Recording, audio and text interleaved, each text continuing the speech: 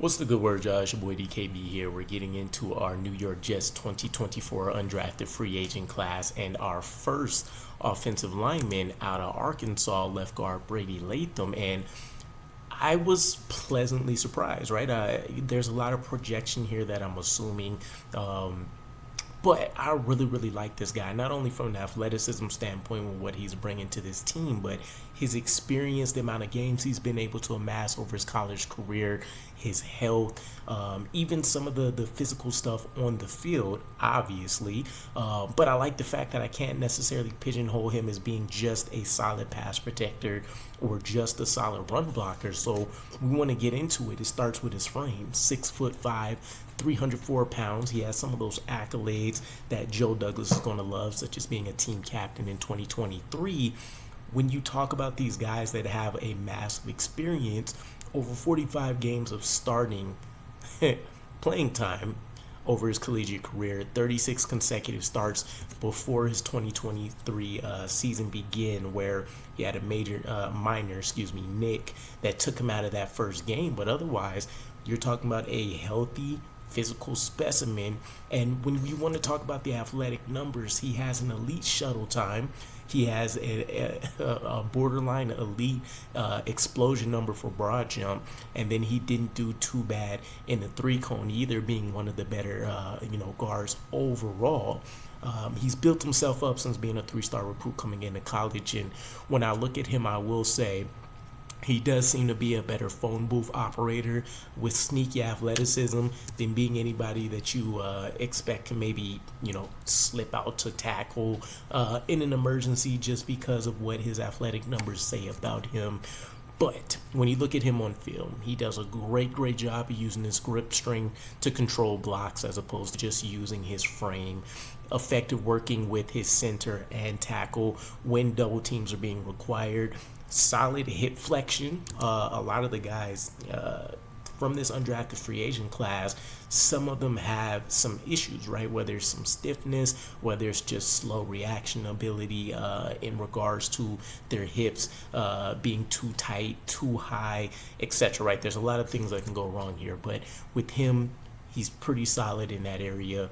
I'm not 100% sure what this means. I picked this up when I was taking a look at somebody else breaking down some offensive line prospects, but for my offensive line gurus out there, he has a hop and anchor technique versus power that looks pretty good. And I have an idea of what I've seen on film for what this means, which is essentially just like it sounds. You kind of see him gather himself via a little bit of a hop, but then he drops down, right? It's almost like somebody literally dropping an anchor off of a boat. Things are stopping immediately, and whoever's against him is pretty much looking at a dead play. Should be effective in short yardage situations with what you see from him from an explosive standpoint and being able to get some movement in the run game. And he's one of the players, and this is regards to a bunch of offensive linemen in the in the college ranks from this draft class looking to get into the NFL, where he has one of the better solid lower to upper body coordinations that you're going to see, right? The footwork matches what you're expecting to see with punches, jabs, being able to stall people out, having a wide base for what he wants to do, etc., etc. Now, there's balance concerns with him because for whatever reason, he doesn't seem to really trust his technique 100%, right? Often you'll see him lunging and it ends up leaving him on the ground more often than you want. And this irks me particularly because, as an offensive lineman, you already have the risk of, let's just say a running back rolling into your leg, or one of your, in this case, he's a left guard, but your center or tackle being rolled up onto you. Once you're on the ground, you open yourself to even further risk. A cleat to the foot or wherever else on your body being dogpiled on, etc., etc. So it's just something that can't happen, and for as well coordinated as he is, really shouldn't be a thing for him like it is.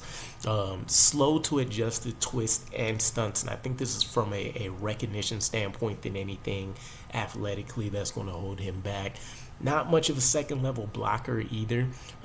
So you don't really see him being able to hand off his initial assignment and then go find the work in terms of looking for that linebacker, or in some cases safety that may be out there to go and block, often leading plays where, you know, maybe there's an additional 2 to 3 yards that could have been picked up, and doesn't seem to have the best mirroring ability as of right now. So it's interesting with him to me, because this is a guy that from an athletic profile standpoint you think would be one of the better players in this draft class. And most people will say, if you look at the tape, or let's go in the reverse, right?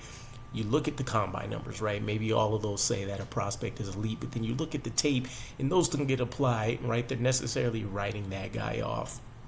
I don't really take it from that standpoint so much as, so this is something he can tap into, and the reason that he can't is generally going to be a lack of technique, sometimes a combination of stuff like confidence and things from the mental side, but generally it's going to be a lack of technique, and I think that's something you can always try to fix depending on how well of a coach you are and or how receptive the player is. So this could be a guy that could surprise in 2 to 3 years, right? You know, I think he fits the mold of what a guy like Keith Carter may potentially like when you look at some of the guards that he's, you know, worked with and developed in the past. But we will ultimately have to see, right? He's a UDFA. There's only going to be so many snaps going around. We're going to need him to try to show out early. But this is a sneaky guy that I like. So I'm hoping he can finish making the practice squad, and then hopefully we'll see him, you know, kind of continue to slowly rise throughout his career, where he goes from the practice squad to being on the 53-man roster as, you know, the rotational guard, and then he's the primary backup, and then maybe he finds a way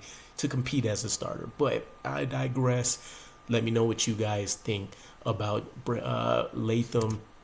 It's funny too. I probably meant to put this in the beginning of the video, but just from a naming perspective, is the irony in that we did get a Latham ultimately, right? It wasn't JC, and not saying Brady can turn out just as well, but you know, whatever. I'm drinking the Kool-Aid right now. Let me know what you guys think, and I'll catch you again. Peace.